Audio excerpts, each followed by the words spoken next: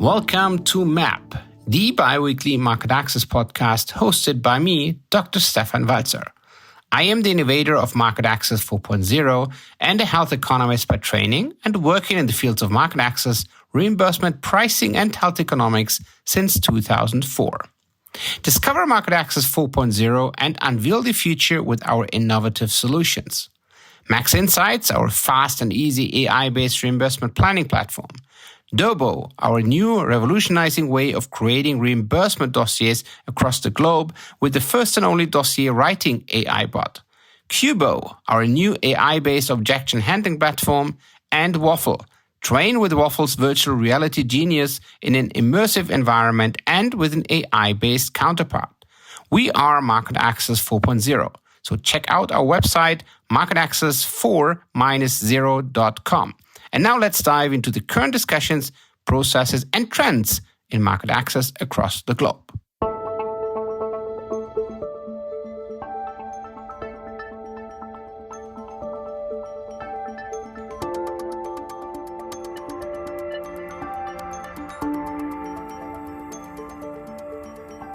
Welcome to another episode of the Market Access podcast. And I'm very happy to also have another podcast colleague, actually, now today in the show, Omar Ali. Welcome to the show and happy to have you. Thank you very much, Stefan, for having me. It's great to be on this side of the podcast. Absolutely. So it's nice. I'm going to be your guest. You have to control me. Yeah, no worries. That's a nice thing when you're a guest, right? You can just speak and the other side to put the frame around.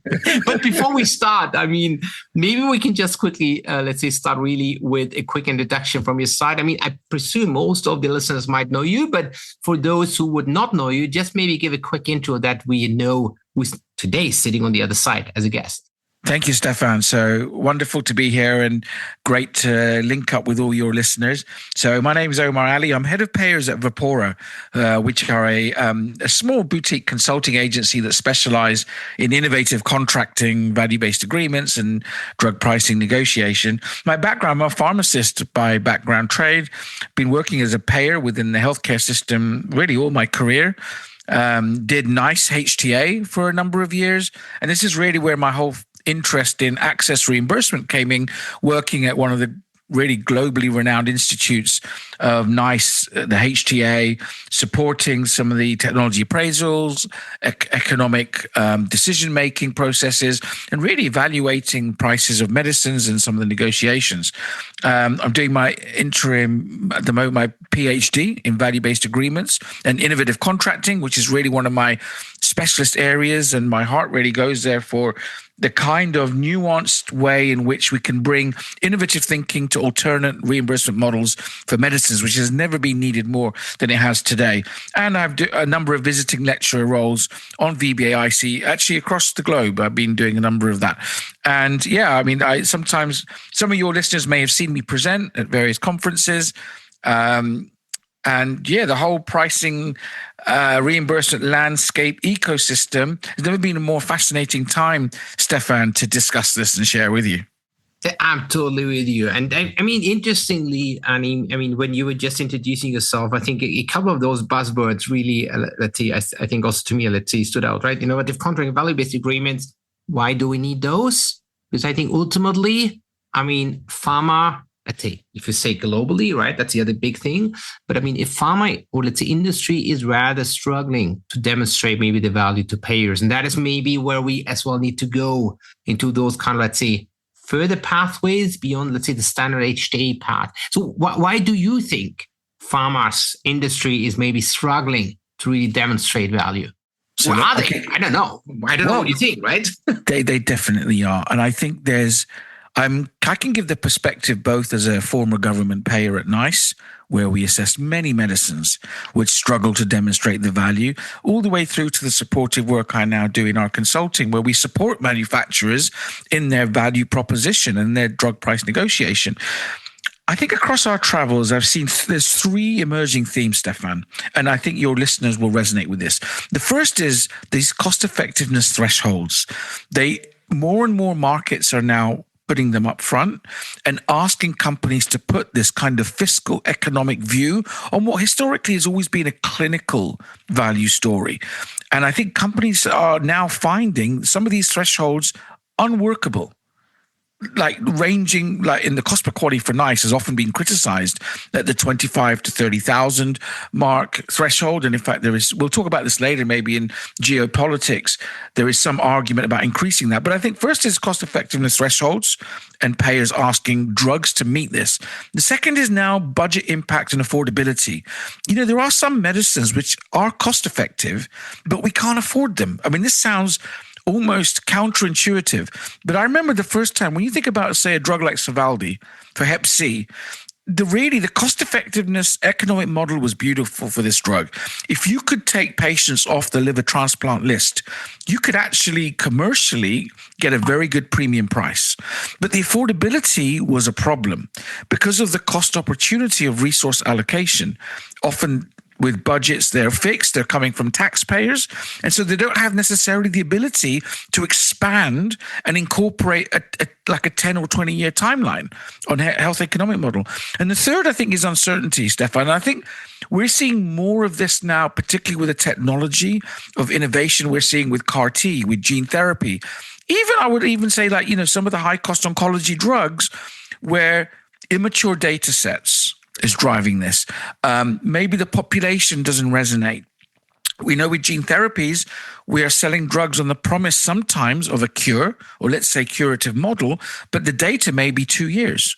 So really no one knows what happens in 10 or 20 years, but they're certainly priced for that kind of, let's say, efficacy or disease modification. If we take those three, cost effectiveness, budget impact, uncertainty, having a pharmaceutical company over the years moved from the traditional brand marketing franchise model to one that is now having to justify economically the validation of its story, not just clinically. This is very challenging. And I would say the main thing, if I narrow it down to one thing, Stefan, incremental health benefit. Mm-hmm. Incremental health benefit. What do I mean by that? Not is it first in class, not is it best in class. How much better is this drug than what I am using today? Does that make sense? It's versus my standard of care, not versus placebo, not versus open arm a single arm study, versus what I am using today as my standard of care. And this is what's causing all the headache with the PCOS model with JCA. Companies don't often do versus standard of care. It's a risky trial to do, or head-to-head. Statistically, powering is almost impossible. So they do a placebo study, and I now do not have the incremental benefit. So how do I value this drug? Yeah, I think you covered probably a lot of those individual things. I think we have also been discussing for the last couple of, at least months, right? I mean, of course, let's say we need to differentiate a bit what maybe has happened 2, 3, 4 years ago. The economic situation was different. I mean, we now see, you also mentioned affordability. I mean, we also see a lot of shift, let's say, from social budgets into defense, right? Which is as well a kind of important factor as well. I mean, having said all of those different other things, and I agree also with the uncertainty and the like, I think key point is basically, I mean, if my budget as a payer is getting a bit more, let's say, condensed, maybe call it like that, right? Or a bit more difficult to defend. Yes. I would basically need as well to try to find better ways or more precise ways to define the added benefit in a way, right? And whatever the added benefit finally is, I think if maybe a kind of question backwards, right? I mean, and I fully agree with what you said. However, the comparison against standard of care is difficult, right? Because we might have different standard of cares across the globe, right? Yep. And I mean, if we would, let's say, turn that perspective and just say industry might have as well difficult times maybe to run, let's say, 10 different RCTs or 15 different RCTs. So maybe you're just looking to at least cover some of the standard of cares across the world, right? Leave the placebo-controlled trials out there, right? But just the ones where you have an active arm in there. Where, I mean, how would you consider that?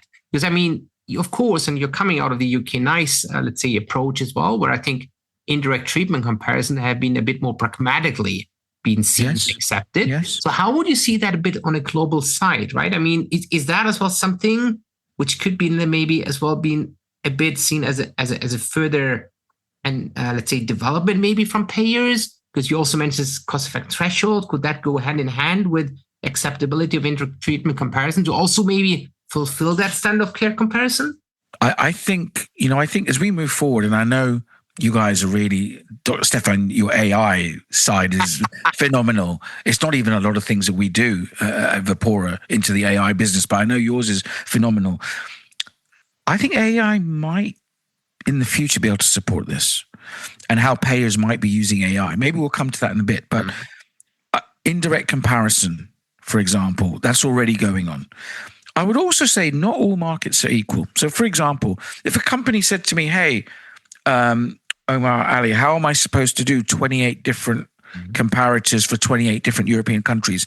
What I would say is getting the comparator right for maybe UK, Germany, Italy, and France is way more powerful and influential than getting the comparator right for maybe Estonia and other markets across all of Europe. So although each European country may have its own standard of care, this is true. Sometimes it's because they can't afford certain standards of care. But to match the standards of care of the reference countries, this will be critical. I mean, I've seen little spider drawings of if you look at which markets will reference to NICE UK or Germany, the numbers are high.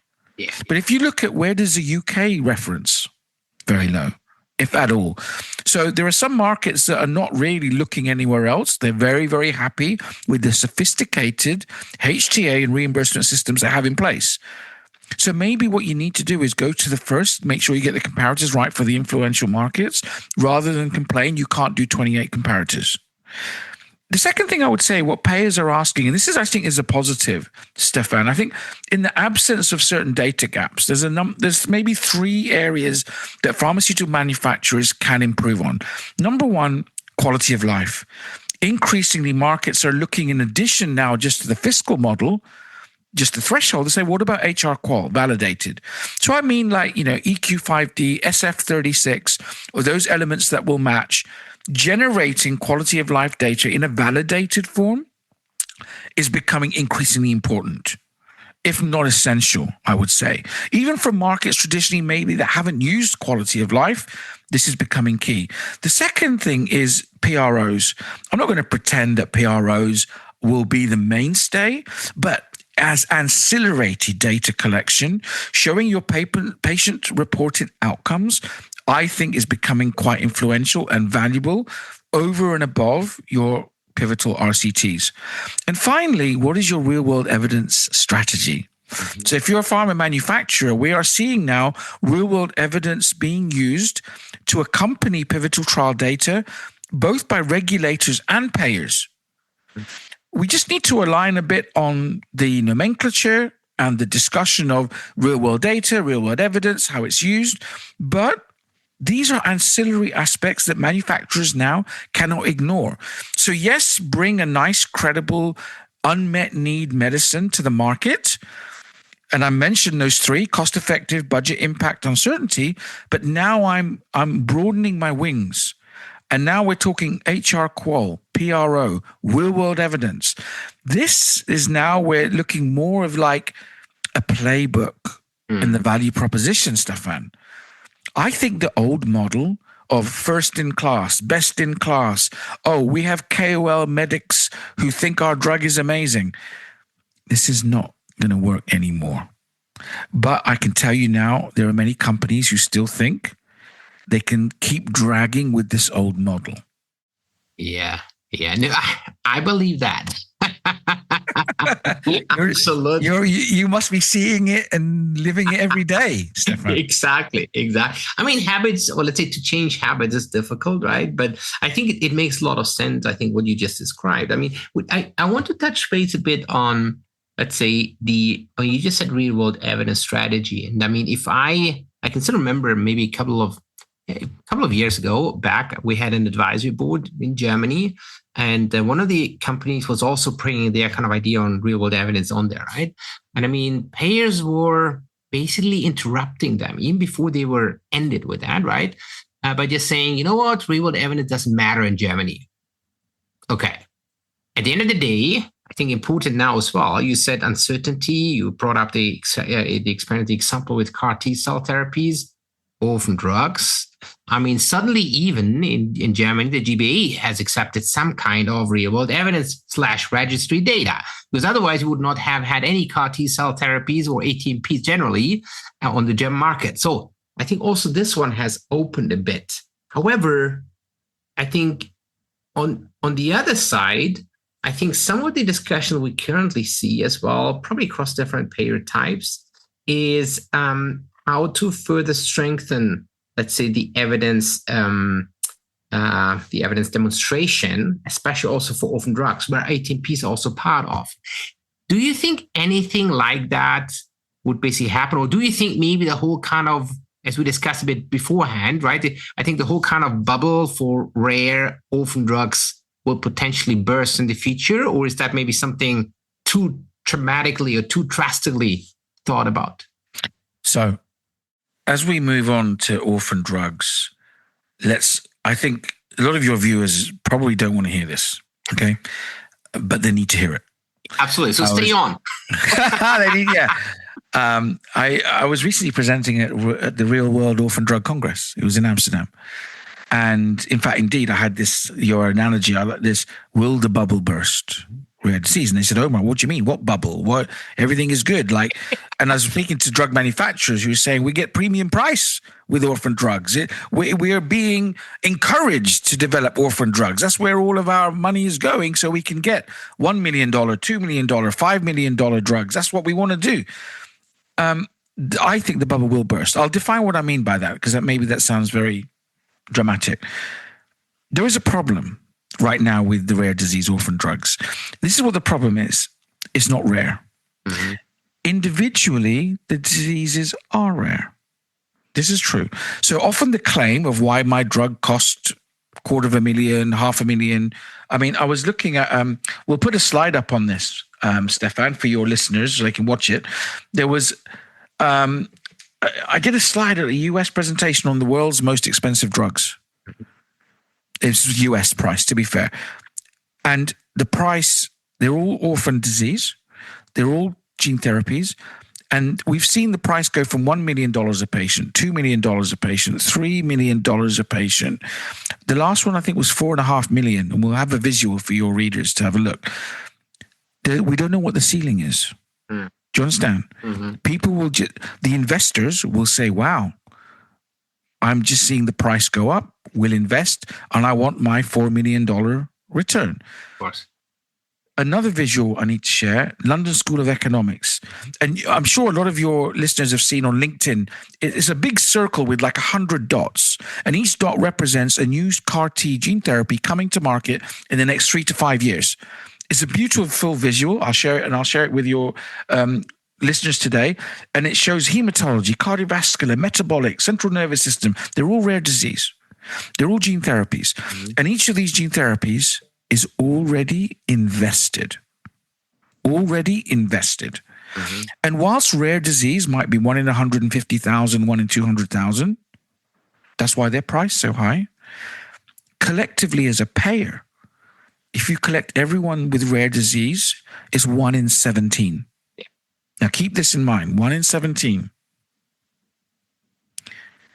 So I need to fund now these rare diseases individually that are rare, but it's the same budget holder paying for all these rare diseases. And when I was in my conference in Amsterdam, I did something very interesting. I noticed that some of the presentations, and rightly so, were criticizing payers don't understand rare disease. HTA is not really ready to look at the trials. They had patients and carers on the stage, like in the wheelchair with, not like very emotive, which is good. This is what patient support groups do, saying, how can you not treat my life? Am I not worth it? So in my presentation, what I said, okay, let's get rid of all the payers. Let's get rid of NICE. Let's get rid of IQWiG. Forget IFA. Let's fund everyone's rare disease. Just give them all their cures. And if each cure is $2 million for a patient, Stefan, and 1 in 17 patients wants their cure, and all of those 300 gene therapies comes tomorrow, I worked out that if in the UK we have a 20 billion current annual spend, I need to add 7 trillion. Yeah. If in Italy you have spending maybe it's like 37, 36 maybe billion, you now need another 6 trillion. Yeah. Now, I let the audience answer if you think the bubble will burst. Yeah, absolutely. Right? Now, even though rare disease is 1 in 150,000 for each disease, I saw an interesting poster in the US, I think it was ISPOR, 40% of new launches last year were rare orphan drugs. Yeah. Nearly 1 in 2. Yeah. The bubble will burst. Yeah. The bubble will burst, Stefan. And it'll burst in 2 ways. Either all those companies that are invested are never going to see that multi-million-dollar return because no one's going to keep paying that, or the prices will just have to come down. Yeah. The prices will just have to come down. Yeah. And I think the final argument to this is probably, is this a sustainable health ecosystem? The Dutch are talking about this right now. I noticed the president in Netherlands asked, is the drug socially acceptably priced? What does that mean? Mm-hmm. Someone define that for me, please. And once your readers are defined, what is socially acceptable price, they're talking about the ecosystem. If I fund all these rare drugs and I need to find 7 trillion pounds, the ecosystem is broken. Yeah. Is broken. Yeah. The second theme, I think, is, and during my studies and activity in value-based agreements, Stefan, population health is becoming a thing. Mm. You know, population health, like, look at Leqvio. That was a very clever cholesterol maneuver. The first time a drug for cholesterol didn't aim a per patient view, but aimed at the population. The idea being, if I'm a payer or a health policy at the government, if I drop $10 million into the population, I can improve their mortality by maybe reducing mortality of half the population by 5 years. That's great. Mm-hmm. I'm doing something for the population health. If I fund a gene therapy that costs $10 million, I treat 2 patients. Yeah. There's no population health there. Yeah. So what have I done with my taxpayers' money? I've treated 2 patients. I think this bubble will burst. Yeah. Either the gene therapy price is not sustainable or the investors will lose. Yeah. Because that visual I showed, they're already invested. Exactly. The money's in. And they're looking at those graphs of the prices going, I want that money back. Yeah.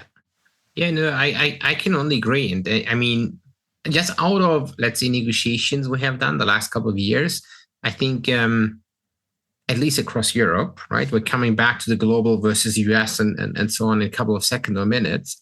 But what we have as well heard back from different payers, national, regional, local ones, was especially when we had the discussions with different orphan drugs in a broader sense, and it was beyond, let's say, 150,000 euros a year. They basically said, listen, you're not a CAR-T, and even if you would be so, you would need to show at least the same benefits as they have done. That was, let's say, after they have as well shown the benefits with registries and some of the data and the like. So something still doable, right? We see also those kind of numbers, let's say, still a bit higher. But I think on the other hand, of course, as well, I think this is probably just the start of that kind of bigger bubble. I think that's the important thing to consider as well. As you said, I think the bubble is already there because the investment has already been done. Yeah. The question is just when do all of those exponentially grown number of orphan drugs will then come to the payer side, right? And they're just now just recognizing, because as you said as well, roughly 40% of, let's say, the last year's kind of submissions have been in orphan drugs. So this will maybe even be bigger. Yes. And I think the one positive, what I would say is this: innovative contracting is a potential solve. Yeah. You know, if I have a gene therapy that costs 2 million, there's no way I'm paying 2 million when you don't know and I don't know if it's actually even curative. Yeah. But there's some really good innovative contracting being designed by manufacturers, partnering with the payers. And I'm thinking of like the hemophilia ones, for example, where like a calibrated rebate model. And it works well because the cost of care of hemophilia is high. Yeah. You know, a patient's annual use of injecting factor VIII and the hospital treatment and the hemorrhage risk is maybe 200,000 euros per year plus. So actually 5 years and you've made your money back on a gene therapy if it works, if it works. And so we are seeing innovative contract where the manufacturer is saying, okay, look, we'll take some of that risk in the funding. Yeah. We'll take some of the risk. So what we do is we'll pay some upfront money for the cost of care or at least the technology of the drug.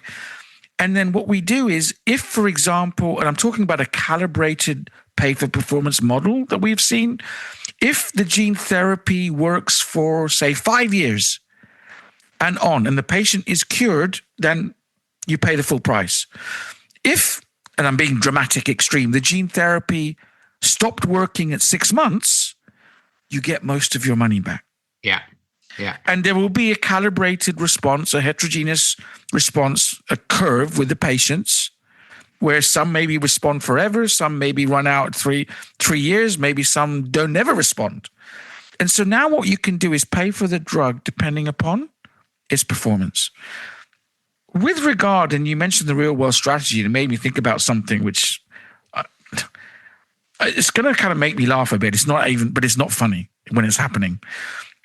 I remember when I was at NICE, sometimes what would happen is we'd look at the clinical data, and real world strategy is very good for evidence gaps. Yes, evidence gaps. So you have a gap in the evidence or indirect comparison, and you can go in your real world strategy, you can feed into the gap. Fine. If we can do that and it helps with the price negotiation, brilliant. But there wasn't just evidence gap, Stefan. There's something I'm going to call the value mismatch. What does this mean? It means I've seen all the evidence I need to see to show I am not going to pay what commercial have set the price. And so we would be in these negotiations like at NICE, and the company would say, what do you need to see to pay this premium price? And we say, we don't need to see anything else. I've seen what I need to see. They go, no, we're going to send it. And they would go and do some sort of archaeological data mining exercise and send the real world evidence team to go and dig for something that is not going to change the negotiation.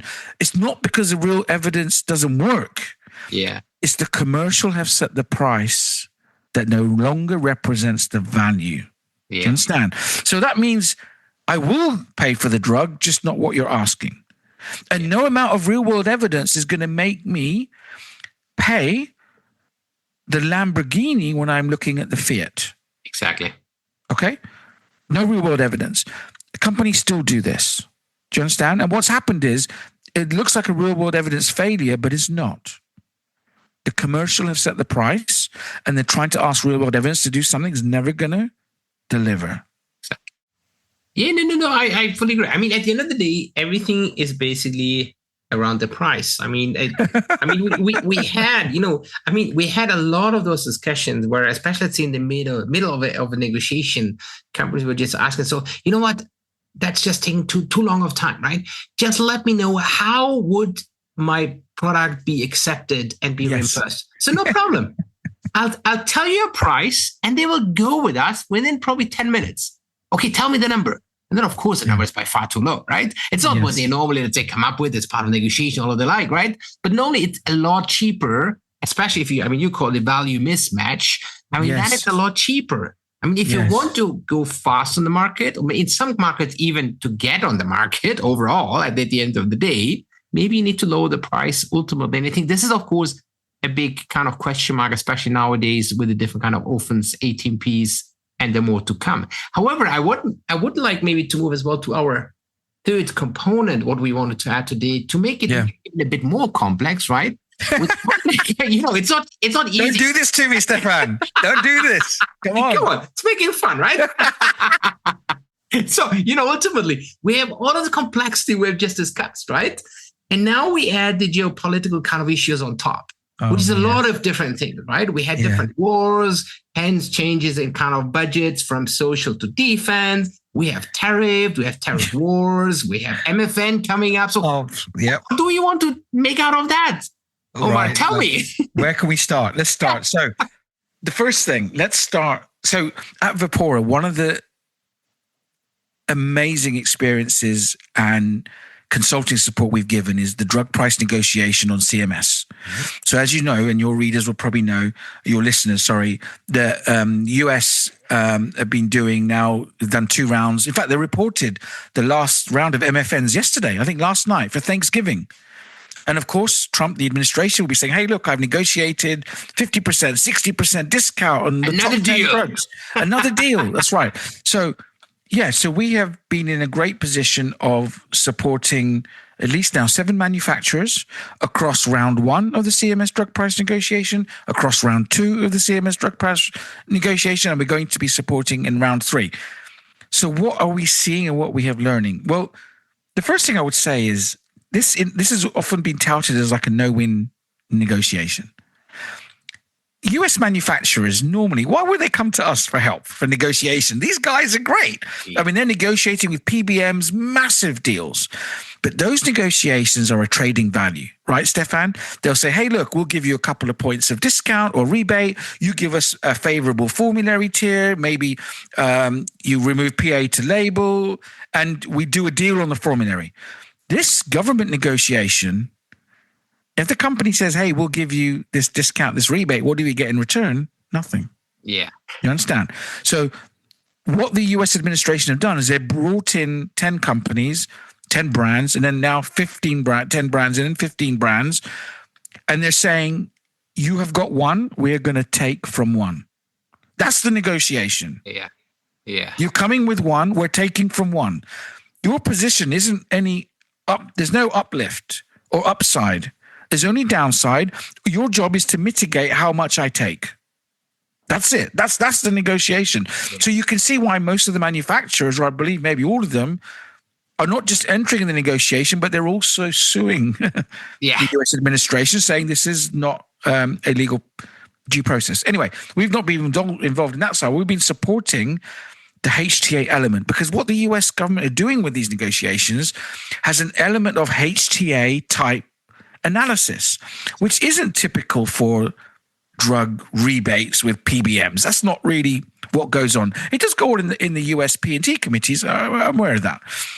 So why is it like a no-win negotiation? This is part of the element. There's a HTA element which we're supporting. There's a negotiation we're supporting. The biggest change, I think, is it's not just about the clinical value story, it's the economic value story.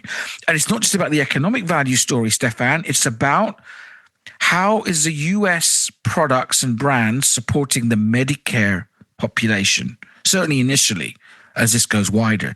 And the Medicare population, if they're elderly, they're socioeconomic demographic, that often does not relate to the clinical trial that was done. So immediately there is going to be some of this value mismatch, yes, that we spoke about, and trying to argue and negotiate is going to be difficult. What I find very interesting is if you compare it to European HTA, which I was doing as a government advisor for so many years, it's like back to front. We do HTA in Europe at the beginning of a drug's launch. Yeah. The US is kind of doing at the end, right? It's kind of said, you've made all your money. You'll be coming through to patent expiry soon. So we're going to do is HTA reduction at the end of your commercial gain. So it's an odd one that is back to front. It's certainly not done at the beginning. And I believe that's mainly because, in the US, medicines and drug expenditure in Europe, I think broadly is viewed as a cost. I know it's an investment. It should be an investment, but it is viewed as a cost because it's taxpayers' money broadly. And whether you're looking at a private mix or public, it's a government social model. Now go to the US. Healthcare isn't a cost. Stefan, it's a business. Yeah. Healthcare is a business. You don't follow the patient, you follow the dollar. It's all built where the dollar goes. Yeah. And so I think just trying to randomly look at European prices and fix them in the US is not really going to work. There's going to be all sorts of unintended consequences about that.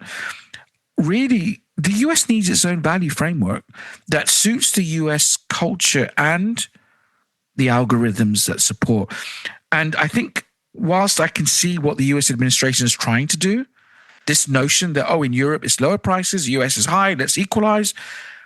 I don't think it's really going to inherently work, but there's no doubt it's having an impact. There is no doubt of that. And we are seeing significant impacts in negotiations, discussions, in the same way the US has made Europe increase its defense budget. Yeah. I can see the US using tariffs and other methods to make Europeans pay higher for pricing of medicines. But, I'm going to say a big but, Stefan, I think a lot of it is optics. I really do. And I don't think it's really going to solve the problem. Why do I think that? Well, first, if you look at what the initial problem is, the US is really trying to live off an unsustainable divergence of gross to net. The list price traditionally keeps going up, or the WAC, and the net price keeps going down because of all of the middle players, rightly so, that the administration is trying to call out and trying to squeeze out. We get that.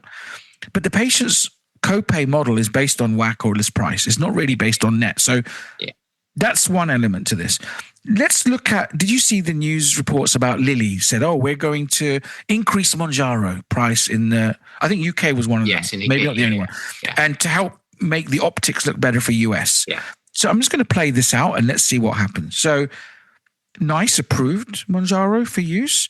Lilly's price was in dollars, maybe like $150 per month. And the US is like $1,000 a month. Yeah. Depends on the dose. I'm just broadening. I don't want to talk too precise numbers. Yeah. Now, when NICE approved Mounjaro, the list price is irrelevant. We've negotiated a confidential net price.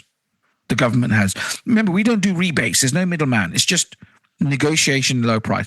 Let's just make this up. Let's just pretend it was $75. So we would say half the list price, 150, 75. That's a made up number, okay? So our net price we're paying for Mounjaro might be, say, $75 in my hypothetical negotiation. It doesn't matter what the list price is. That net price contract will never change now. It can never go up. So now Lilly says, look, we're going to treble the list price in the UK. Fine. Doesn't bother us.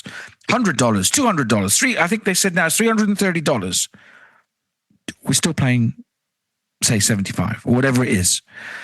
So now apparently the optics may look better. So the government in the US go, excellent, well done. You've increased the price in Europe. That's because we have made you do that. So this just means Lilly can keep the price high in the US. Now tell me, how has this solved the problem, Stefan? How has it solved the problem of high list medicines that the US patients can't afford on the copay? How has this changed that? It hasn't. Exactly. It hasn't. They're going to have to do something very awkward, which will be net price. If you're going to do most favored nation, it's going to have to be on net price. How are you going to do that is going to be interesting, because I don't think the governments are going to give that up. The only way that comes up will be if the companies give it up. Yeah. And what, are you going to get a net price tweeted out by some government president that suddenly releases that to the rest of the world? Like, like this could happen, right? Yeah. So So you tell me how that gets resolved. I mean, I think that's one of the big kind of question marks, right? I mean, we had those discussions, especially on, let's say, the net price, transparency, right? I mean, where and you just brought up that kind of hypothetical example. I argue since years, since centuries, probably. I mean, having non-transparent price is a good thing. Confidential discount is a good thing. It's a good thing. Because ultimately it makes products available to different populations in different countries. I mean, we know that maybe some countries pay more. Yes. Let's take Europe, right? Germany maybe pays more than maybe France. France pays more than Italy. Whatsoever. Yes. And I think that's somehow acceptable to a given degree, right? Yes. I mean, if those, let's say, hypothetical, 1,000 versus 150 or $100, US versus Europe is maybe an acceptable thing from a global pricing perspective, is maybe somewhere else. But I think it is probably not, firstly, it's not solving, or it's a potential solution, not solving the issue. Because I think the issue is probably a lot deeper into the healthcare system itself, right? Yeah. Yes. And, Stefan, you've probably hit on, this is the painful crunch for the US. Those rebate dollars are not just sitting with PBMs. Yeah. The US has got a vertically integrated system. We know that, the plans, the PBMs, specialty pharmacy, even the community, the retail. they're all living off those rebate dollars. So if you start taking away rebate dollars, your system is going to collapse. Yeah. And the truth is, if you truly have low net price or low list price in the US, everyone loses except the patient, right? The plan will lose, the PBM will lose, the provider will lose. Even the physicians who are administering the drugs, you look at the DIR fees, they're based as a percentage of the injectables. And we're going to see Part B medicines coming into the round now for next year, and the impact on that. And now we're talking about ASP and a whole different group of metrics. This is why I think the US probably needs its own system, one that reflects culturally what they're doing with healthcare, which is quite unique from the rest of Europe, even the rest of the world. One thing I think is going to be quite interesting, and it's something that dawned on me more recently, and that is, traditionally, whenever we've been consulting with pharma, they often talk about, we have the US does what it does, and then we have Europe, rest of the world. And it's often like, well, the US just does its own thing. It's got a big revenue. It's a blah, blah, blah. Fine. We get that. So often when we're contracting, we have one MSA with the US company and another MSA with the global. And it's almost like they could be separate companies. What I think now, when you launch a new brand and you need a global pricing strategy, I don't know how you're going to separate the US. Yeah. Do you know what I mean? I think they're going to start, this will start being reeled in. Yeah. Because how are you going to say, well, let the US does what it want to do, when you could be just one brand you're relying on and someone's about to take a 50% discount on your one brand? You're telling me that doesn't affect your global strategy on pricing? Of course it does. And as you say, the MFN and effect around other nations. So I think those days of, the US does what it wants to do, and this is, I think that will become eroded. Yes. And I think, do you not think there'll be more strategic cohesion? And the US can't just say to the parent global, you guys buzz off. We know what we're doing. You guys don't understand the market here. Do you understand? You know where I'm coming from? I'm totally with you. I would also see that one coming. I mean, I think ultimately it will, let's say the likelihood is very high that it will really go in that kind of direction, because ultimately it's not a Republican thing. I think it's an overall partisan kind of thing. Even if Democrats would win whatever kind of houses or the next presidential election, it doesn't matter. I think the whole kind of endeavor in that direction will go ahead. And I think the whole thing will not be solved by MFN, tariffs, whatsoever. I liked when you just said it's just optics, because I agree with that. A lot of those things are just optics and it will not change anything, especially, let's say, as you said as well, the kind of key issue, especially with the patients, might be the copay. That's what we also hear a lot of times, also when we speak with patient representatives, etc. And if we also know and see politics, just imagine who has the bigger power, right? Who's better organized? It's for sure not the patient, right? Even if some patient organizations are really well organized in itself, but it's a very small group. I think the lobby groups around it are probably much stronger and much powerful. Hence, you might know how this would as well work out, at least in the short term in the US. And maybe this sort of website like Trump RX and, some of the companies, Pfizer, I think Lilly, AZ are talking about direct to consumer, Yeah. It's crazy that a patient who's paying for their healthcare insurance and supposedly supporting a PBM's ability to deliver their drugs can get it cheaper if they go direct. Yeah. What's going on there? So they're paying twice. They're paying for their health plan or their premium for their drug coverage, and then they're paying again themselves because they can get it cheaper. It doesn't sort of make sense in that respect. But I think that it does make the whole. It's going to be interesting to see where it goes, Stefan. I'm fascinated to see where it goes. But like yourself, I love speaking to different payers around the globe. I love working with the pharmaceutical companies we're dealing with. I see evolutionary change, maybe not revolutionary, but evolutionary change with payer systems as well as manufacturers. At the end of the day, we're all here for access, right? It needs to be about access. We need these orphan drugs and gene therapies to get to our patients. We can't just block them, but there needs to be a health ecosystem that can still survive. You can't just drop a bomb on it and expect it to just say, well, my disease is only 1 in 200,000. You can afford to treat 7 patients at $5 million a patient. No, because I've told you rare disease is 1 in 17. Exactly. No, I like that one. And I think we're coming towards the end. So I think this is really a very nice kind of final words, I would guess, because I think it summarizes in a very short kind of way, I think the discussion we had in the last 30 plus minutes. I think showing the difficulties, the complexities, and maybe it's all a bit of the future where, let's say, global payers, healthcare payers, and the systems might go. Omar, that was a lot of fun. I really enjoyed and would love to have you back as well in the future on the show as well. Thank you, Stefan, it's been such a pleasure. I want to get you back next time. You come on our podcast. I will. Absolutely. I will. Omar, thank you. Thank you, my friend. Take care.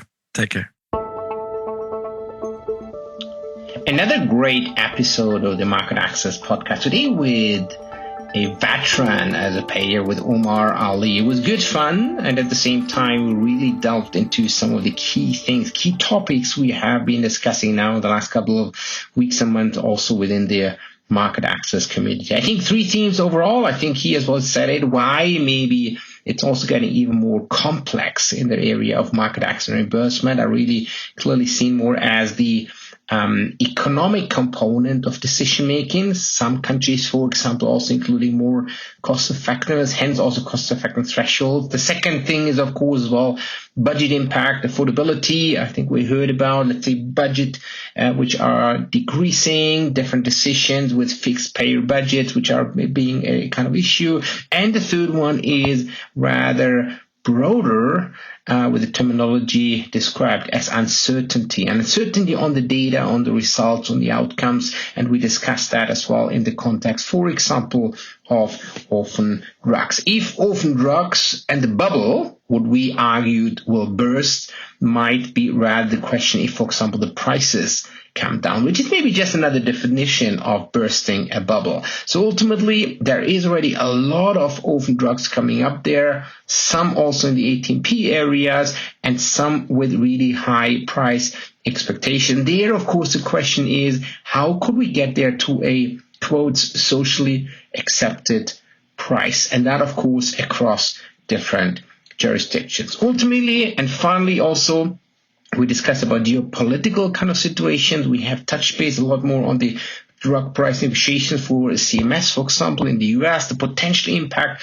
on that one, where we basically have just seen the final 2 rounds of the first 20 negotiated drugs. But this is, I think, at the end of the day, just a beginning. And I think ultimately really interesting to hear as well, as we also hear a lot of times rather that HTA is not being applied in the US, but only in Europe, which is, I think, according to Omar, and I agree, rather not the right kind of decision. I mean, ultimately it is, HT is being done in Europe and probably across the world as well, outside of the US, at the beginning of a process for reimbursement funding. In the US, it's rather driven by business, meaning the whole health technology assessment is being done towards the end when it comes, in this case, with ZMS for the negotiation bit. How everything will, let's say, work out as well towards the end, how the whole kind of MFN tariffs and the like will impact then as well the availability of drugs and medtech products across the world and the US. We have to see that in the next couple of years. That was an episode of MAP, the Market Access podcast provided by Mars Market Access and Pricing Strategy, which is your healthcare consultancy in the German-speaking markets. MAP is available every second week with a new episode, so watch out. And in case you might have questions, contact me directly and or visit our website on www.marketaccess-pricingstrategy.de.